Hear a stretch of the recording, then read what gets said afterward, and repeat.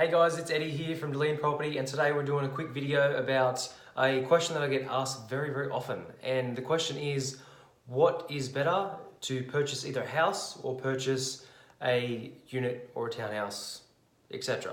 So what's basically better? What is buying a house with land on it better than buying a unit or a townhouse? And I get asked that question very often.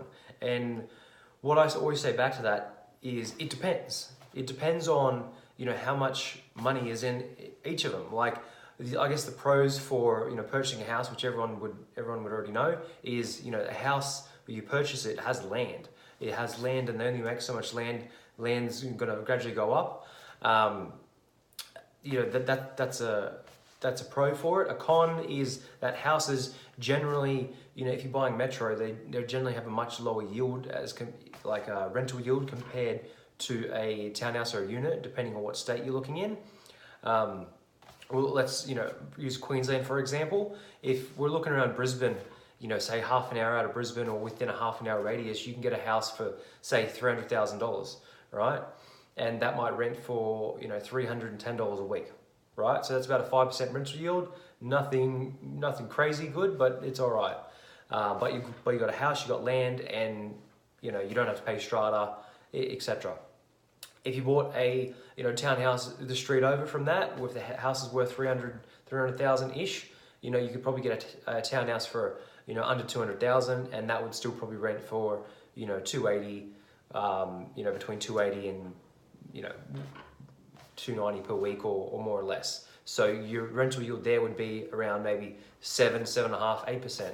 So in terms of what's better, it really does depend. Like it depends on each property deal itself. For example, if you've got one house and one townhouse, and you're thinking about buying either one, you're not sure which one to buy, would you let emotion take over your thoughts and just say, I'm going to stick to the house and buy a house because it has land? If that townhouse was, like say for example, if that house you're buying at market value, and that townhouse that you found, maybe that's a bank repossession, maybe it's off-market property, maybe it's a price reduction. If that townhouse is below market value by $40,000, what would be better in that transaction? Would be buying a house at market value and waiting and hoping your pricing goes up, or would be buying a townhouse that's $40,000 under market value?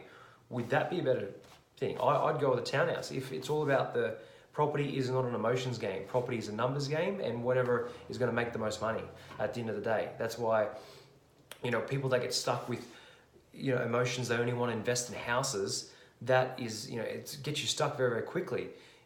Because when you only focus on houses, the rental yields and the rental returns are always a lot lower. You're always looking 4%, 3%, 5%. You might be lucky and hit 6% for some.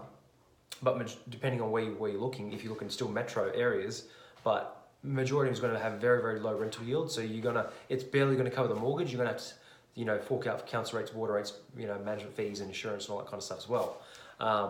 Another thing as well is that most people think that if you stick to just, if you do purchase a townhouse or a unit, they're like, oh, I don't want to pay the strata, because strata can be high. That's what they think. It depends on what complex you're buying. If you're buying a big complex, small complex, if it's a unit, you're buying in a small unit block. Does the unit block have elevators? Does it have garages and all the other kind of stuff that make more expenses? With units and townhouses, building insurance is already usually included in the strata or the body corporate, right? So if you purchase a house, you're going to be paying building insurance for that house. If you purchase a townhouse or a unit, you don't pay building insurance. You only pay strata, because building insurance is incorporated in the strata. So often, if you're going to purchase a house, right, and the house building insurance would have been, say it's a property worth $300,000, that building insurance might be $1,500 a year, $1,500 for that property, for structural issues and that. If you purchase a townhouse, for much less, but you're paying, say $1,600 a year in strata, well, that's basically the same building insurance that you would have been paying buying the house. So strata includes building insurance. That's what a common factor that not many people know, and they get scared about strata and body corporate and all that kind of stuff as well. But there's positives and negatives for both, and that's basically, my thoughts on it. But of course, what's better, a house versus a unit or a townhouse? It really depends on what's going to make the most money at the end of the day. In my own portfolio of 13 properties that I have at the moment, I've got houses, I've got townhouses, I've got units and villas. So it's equally spread.